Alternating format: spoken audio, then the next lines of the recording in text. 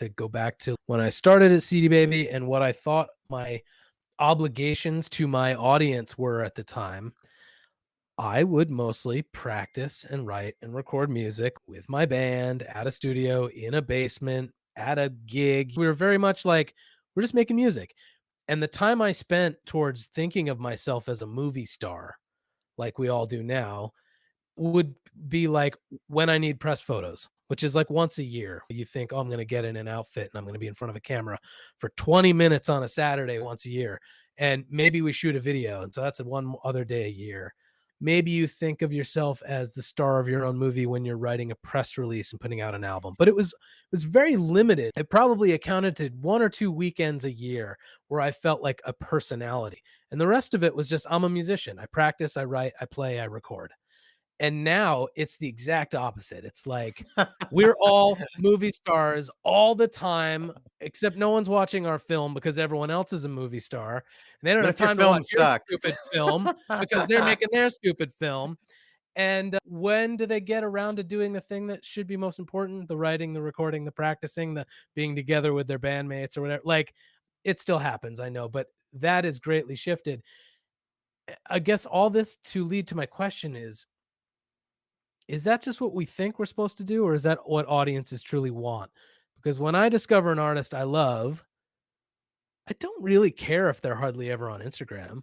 Like, if Phoebe Bridgers posts something once a year or like 20 times a day, it doesn't really matter to me all that much because I'm just going to Spotify to listen to her music. Yeah, that'd be something I'd be interested in hearing from other artists what they think. And I think that was sort of the spirit behind the Is Social Media Dead episode, because I feel like maybe we're going through a shift right now where the expectations are changing again, where there is less expectation about being online.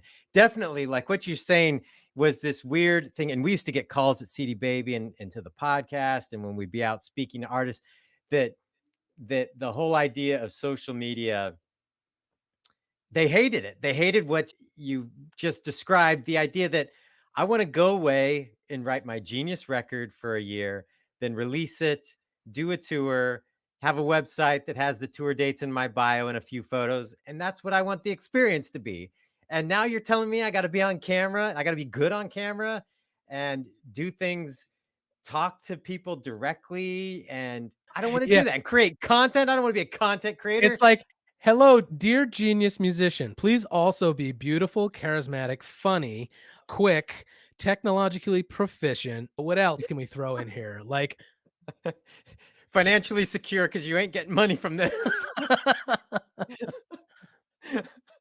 yeah. Yeah, it was a big shift. So over the years on the podcast, I've used U2 as an example because I feel like U2, for better or for worse, oftentimes I think for worse, in their career as things shifted, refused to shift with it.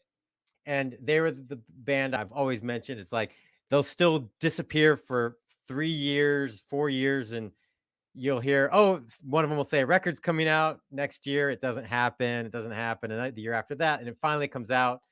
They do a worldwide tour that lasts for 2.5 years, and then the whole process starts again. And there's no U2 content to chew on or have, in between. They're not releasing stuff. You're not seeing photos of them in the studio, nothing. And I always, as their career went on, said for them, I felt like it was a huge missed opportunity to engage with fans and without having to think about it in the old mindset. But I do see artists frustrated with the idea that now fans, if I don't keep posting stuff, do they forget about me? They've got so much stuff that they're being hit with every day. If I don't do that, will they even listen to my music anymore, or will they move on? It's very different. And again, like you said, it's not necessarily, no one ever surveyed the fan community that I've seen and said, we expect that you post on Instagram 4 times a week. And if you're not good on video, I just won't listen to your music.